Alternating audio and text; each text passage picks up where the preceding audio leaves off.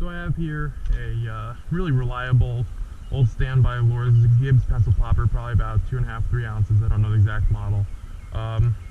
This is like probably one of the best top order lures around. Pencil poppers, they're really fun to fish and elicit violent strikes from predators on the when they're feeding on the surface.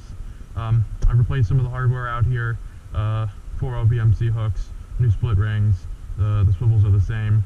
Got a I think 125-pound tactical angler clip to make easy on and off. This one's clearly beat up a little bit. Yellow. I fish white, yellow, blue. So pencil poppers, you work in a certain way. So here at the canal, I've noted that there are different. It used to be I used to just fish Gibbs, but now I see there's a variety of pencil poppers, and the most popular one here seems to be these Guppy poppers, which let me pull one out of the bag.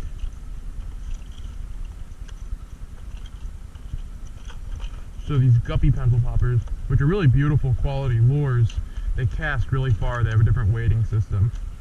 So this is the 3-ounce mackerel. You can see this one's taking a lot of fish for me.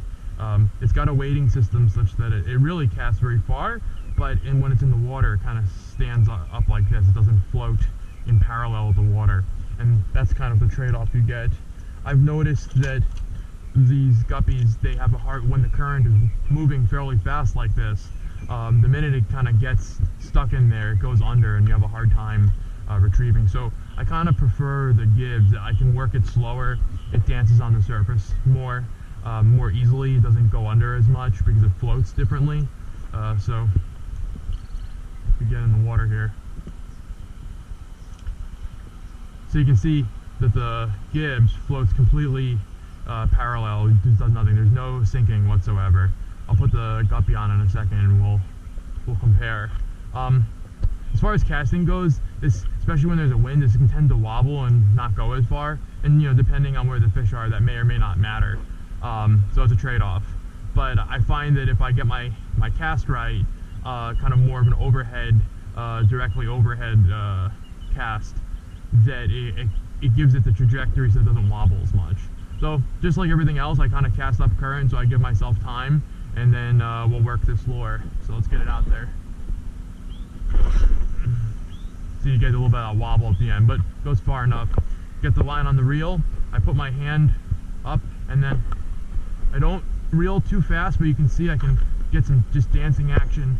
I make this rod has a lot of whip in it. It's a Llama Glass custom I think a GSB blank 10-foot, and you can see I'm really just keeping it in place. I'm barely reeling, but this dances really nicely, makes a lot of violent commotion on top, but even here it goes under a little bit when it gets in that current. But you can see I can barely reel and kind of keep it in place, and that's good for the bigger bass that kind of like a slow lure. And once in a while I'll give it a stop. I've gotten fish when I'll just stop reeling. On that stop they'll come and strike it, so I'll do that.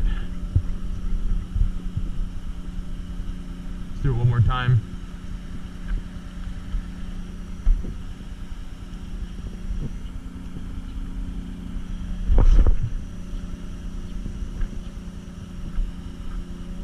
Get it out there, get my line on the reel, pick up the slack. So see, even the Gibbs will get stuck in the current a little bit, so I got to pick up the slack. There we go. So now I got it on the reel. It's moving fast, keeping contact, and it's just floating down, and I'm just working it.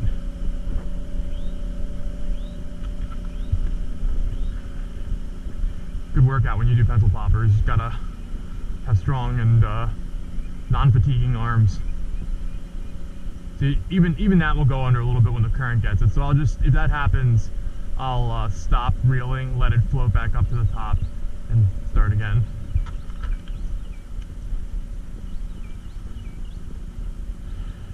So in contrast, let's look at the Guppy.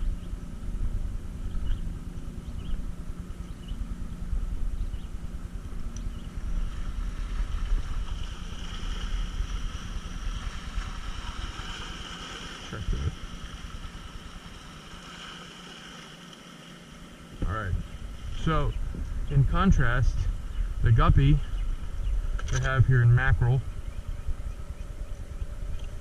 The 3-ounce floating model with a flat bottom. They also make sinking ones, 2 3/8 ounce. I switched out just a single 5/0 VMC hook using the stock split ring. I took the back hook off. I'm sure I'll miss some bluefish, but at this moment I don't really care. So let's just look at it in the water real quick. So you can automatically see how it differs from the Gibbs. It's vertical like that, and it's not, so, and only the tip stands out. So already you can see how it might be harder to work. That's going to help for the cast because the weight is back-ended, and we'll keep it like now, like just shoot like a bullet. But difficult. See, it kind of wants to dive, especially if there's current. So I'll show you.